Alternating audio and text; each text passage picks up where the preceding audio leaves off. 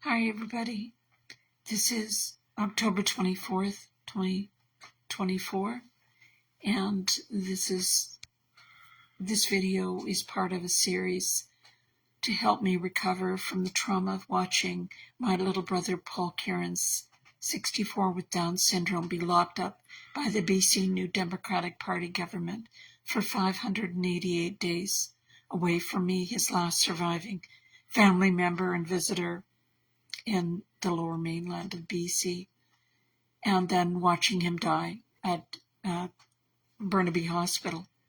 So I just found out that X, I had been posting as part of my support of the Conservative Party of BC candidate Hamed Najafi and John Rusted, the leader. I'd been posting as frequently as I could about facts that I discovered about this evil communist, socialist, New Democratic Party government that we suffered under for the last 7 years, led by self-appointed leader Dave Eby. And so here I am, a disabled senior, retired lawyer, just trying to get the word out as best I could that my brother had been locked up and then killed, or that I believe that he was killed. He was sedated to death by Burnaby Hospital. That the other four facts, so that's five, that's the fifth one. The other four facts that I discovered is that David Eby turned a $2.5 billion surplus in 2017 into a $20 billion debt, that 15,000 British Columbia citizens, mostly men and boys, I believe 13,000 men and boys, died of drug overdoses, illicit, illegal drug overdoses in the 7 years we've been under the thumb of the socialist, communist, New Democratic Party. That's the second point. Third point is that the leading cause of death of children aged 10 to 18 are drug overdoses. And that, and finally, and perhaps most importantly, that the BC, the socialist, communist,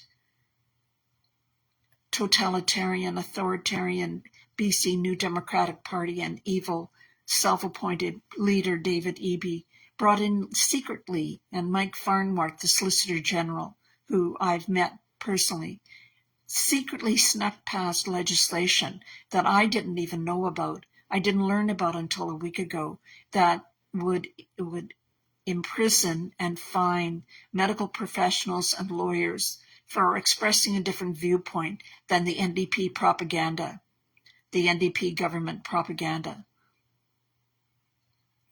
They expose medical professionals and lawyers can have your client or patient records examined without warrant. So with a warrantless search of your records, they can be suspended instantly based on an anonymous complaint.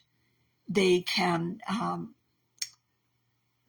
as I said, they can be fined up to $200,000, or they can actually be sent to prison for up to 2 years for expressing, just sharing with anyone, a viewpoint different than the government party line. This harks back to Mao Zedong's Cultural Revolution that resulted in the death of 100 million people. That it is similar to what Stalin did, whose communist regime resulted in the death of 50 million people.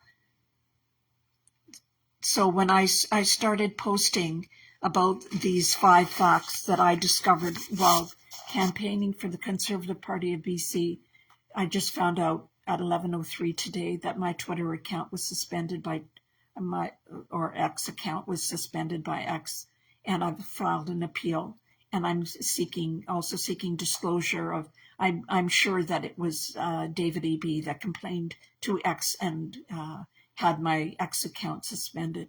Here I am, a disabled elderly grandma sitting in my little apartment that I managed to get after I lost my house in foreclosure.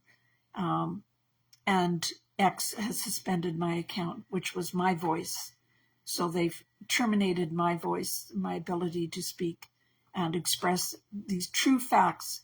If they're not, the antidote to bad information or misinformation is more information. So if David Eby wants to say there's something different than those 5 facts, that my brother was locked up for 588 days and then died in government care, that he turned a $2.5 billion surplus into a $20 billion debt, that 15,000 British Columbia citizens died under his watch of illicit overdose drugs, many who were given so-called safe supply opiates and died with drugs given to them by the government, that the number one cause of death of children aged 10 to 18 is drug overdoses, and that they enacted legislation in 2022 that will result in the unlawful search or the warrantless search of doctors and lawyers' offices, fines up to $200,000 and imprisonment for up to 2 years for sharing any information or expressing a viewpoint different than the government party line. So I just wanted to let everybody know, thank you, Mark Zuckerberg, for keeping my voice open on Facebook. I've been a proud Facebook user since, for 14 years. And I've got many Facebook followers and friends. And in my experience, Facebook has never breached or impinged on my freedom of expression. People can criticize Facebook, but it's given me a voice as a disabled senior sitting at home about the government, the world that I want to leave for my 4 grandchildren and my 2 children. So X and Elon Musk, this is my challenge to you. Tell me who the hell told you to shut down my X account and to silence a little old lawyer sitting in Coquitlam, British Columbia. Paul, I'm thinking about you today.